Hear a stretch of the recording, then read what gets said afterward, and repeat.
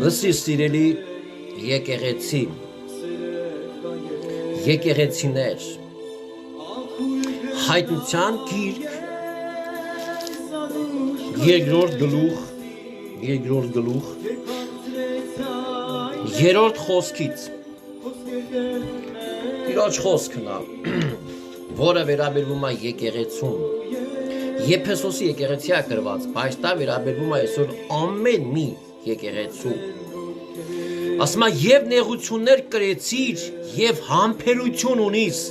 եւ իմ անունի համար աշխատում ես, աշխատեցիր եւ չես թուլանում, չթուլացար, բայց քեզ դեմ այս ունիմ, որ քո առաջի սերը թողել ես, արդ հիշիր, թե որտեղից վայր ընկար եւ զղջա եւ առաջի գործերը արա, ապա թե ոչ կգամ շուտով քեզ մոտ եւ քո ճրագակալը կշարժեմ իր տեղից, եթե չապաշխարես։ Սիրելի եկեղեցի, դու շատ նեղություններ ես կրել, շատ բաներում համբերել ես, չես թուլացել, Տիրոջ անվան համար աշխատել ես,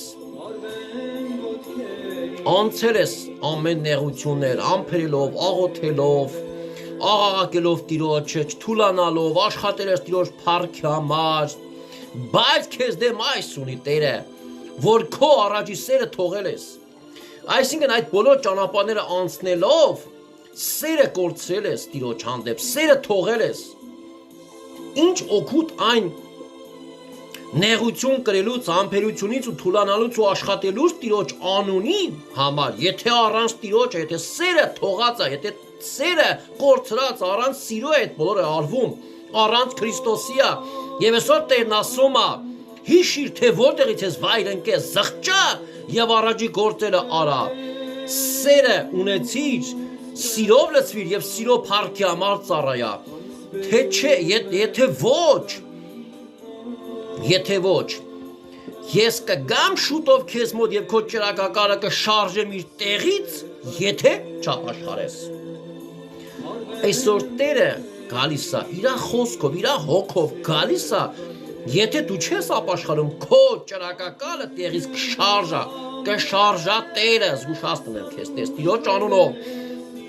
ապաշխարա, դարձի արի, առաջի սերդ ունեցիր, սերը որ Տերն է, Տիրոջը ունեցիր եւ Տերոջով առաջնորդվիր, Տիրով ծառայա, առանց Տիրոջ, այդ դու անցել ես նեղությունը, դու անցել ես հալածանքները, չես թուլացել, աշխատություն ես քաշել, բայց Տերը թողել ես, հասկանում ես, Տիրոջը ուրացել ես, սերը թողել ես, սերն է